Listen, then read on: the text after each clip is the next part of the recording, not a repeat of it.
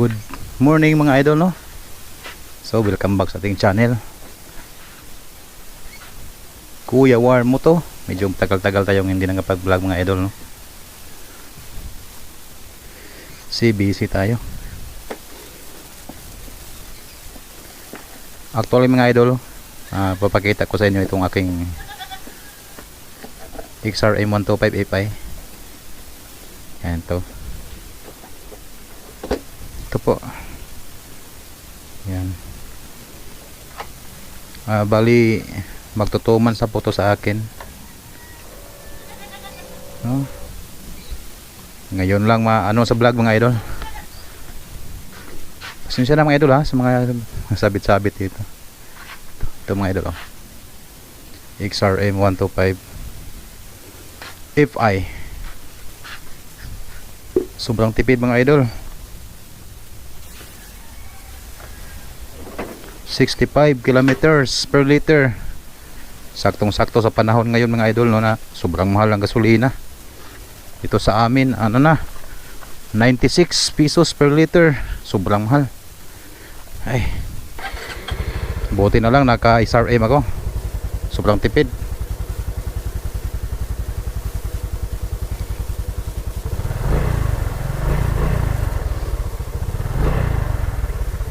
So kung may magtanong mga idol, no, kung pwede ba to sa rough road, actually mga idol, isa sa dahilan kumuha ako ng XRM dahil sa daanan namin dito. Grabing bato, sobrang mabato mga idol.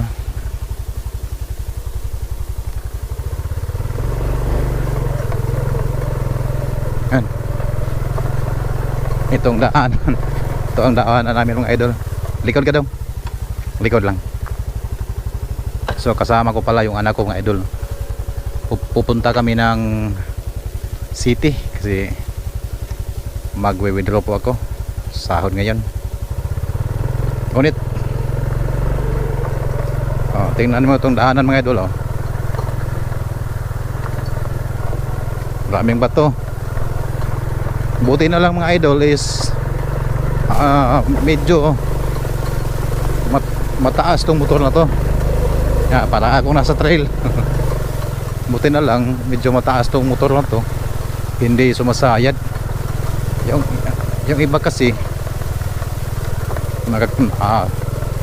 nasubukan ko nang kumuha ng ano mga idol, yung Click 125. So sumasaya dito, nasisira tuloy yung ano, yung pangilalim, bilipan pa yun. At saka pagkatapos noon kumuha din ako ng RS125. So hindi ko inakala mga idol, ang baba pala. So sumasaya din, kaya ibinalik ko na din. Tapos kumuha ako nitong XRM125. Ito ganda, dual sport kasi, hindi na sumasayad sa mga bato-bato. Yan. At nakasipa ako sa gasolina kasi sobrang tipid. Ayos. So kung may nagbabalak na ano, hindi pa makapagdesisyon kung anong kukunin nilang motor, highly recommended po itong ano, XRM natin. XRM125 standard. Sobrang tipid pa sa gasolina mga idol. Halo na sobrang mahal na ng gasolina ngayon. Talagang hindi po ako nagsisisi mga idol, no, na ito ang kinuha ko. Kasi ano maporma din. Mahaba yung handlebar niya, saktong-sakto sa akin. No, gunit biha. Hindi siya maliit ng idol, no. Pwede kahit malaking tao ka man, pwede.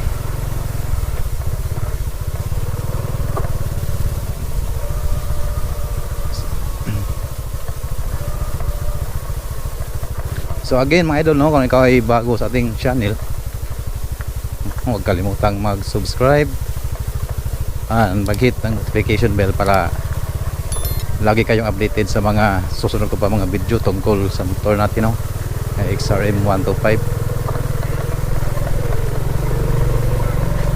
So talagang pwede sa ano mga idol, rough road.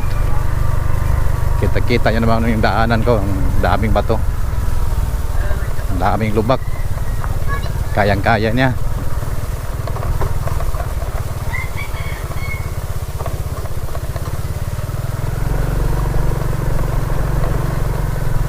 So ang disadvantage lang talaga dito mga idol is wala po siyang ano, gear indicator. Talagang naano ako napakambyo pa ako kahit kwarta na kasi walang indicator pero alam ko naman na masasanay din ako dito. Yun lang naman yung pinaka ano niya, disadvantage.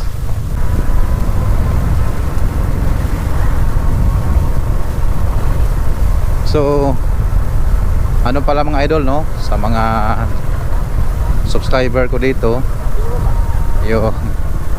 wala na po yung aking ano, bininta ko na yung aking Rossi 125. Bininta ko ng mga idol kasi ano na, mahal ng gasolina hindi naman siya gaano katakaw ng gasolina, pero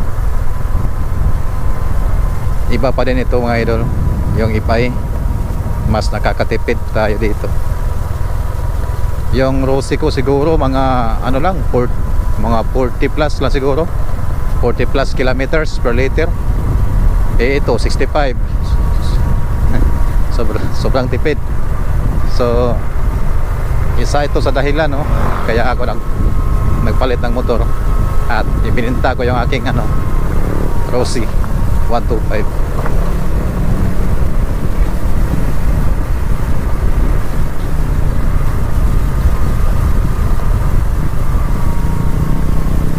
So abang-abang po mga idol, no, bumili po ako ng ano, top box. Papakita ko sa inyo kung paano magkabit. Sinilas pagkabit ng bracket. Ano lang yung mga idol, maliit lang yung binili ko, ano lang, 25 liters para hindi masyadong malaki tingnan. Medyo napapangitan kasi ako sa ano, sobrang laki, gaya ng 45 liters. Kaya ang binili ko 25 liters lang. Sakto lang siguro sa ano, sapatos ko at bag. Kasi tuwing pag-out ko galing trabaho, dumiretso kasi ako ng ano dito sa amin, nag-jogging. Kaya medyo hassle sa akin na yung bag at sa sapatos ko kailangan ko pang iwanan sa tindahan, tapos pagkatapos mag-jogging babalikan kasi walang lagayan kaya bumili ako ng top box para ano, diretso na may lagayan ako ng ano, uniform ko at saka sapatos, bag.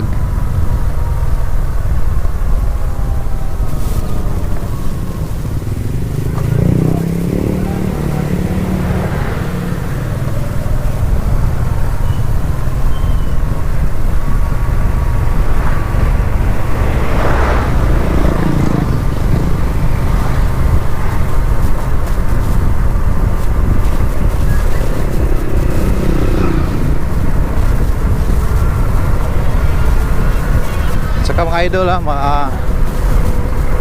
medyo matulin ditong XRM natin mga idol. Sobrang smooth niya. Yan, kanyang throttle, sobrang smooth. Ano? Saka mabilis tumakbo. Kaya yung umabol ng mga scooter. Pero ngayon ano lang tayo, hinahinay lang, nandahan lang tayo kay May kasama ko yung anak ko eh, nasa likod.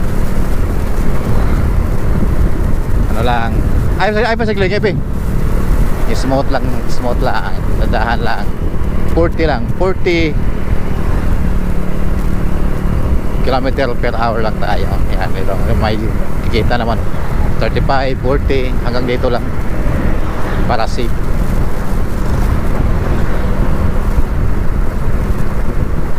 So overall mga idol, no, sobrang nagagandahan talaga ako dito sa motor na to, XRM 125 Fi.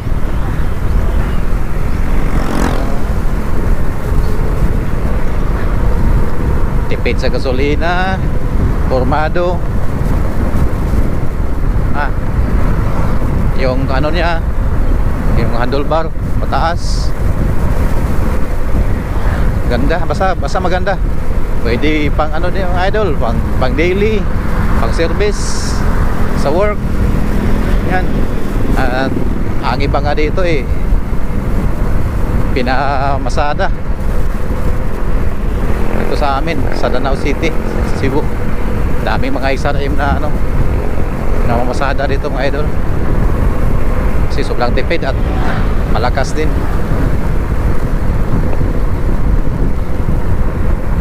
So mga idol, update ko na lang kayo sa mga susunod ko pang mga video, no.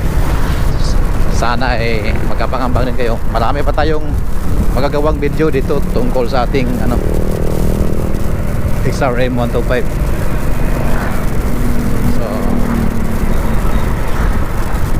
So honest review tayo dito mga idol. So yun lang mga idol, no. At maraming salamat sa panonood. And again, kung hindi ka pa nakakapag-subscribe, paki-subscribe naman po at paki-like din para suportahan ang ating maliit na channel, no?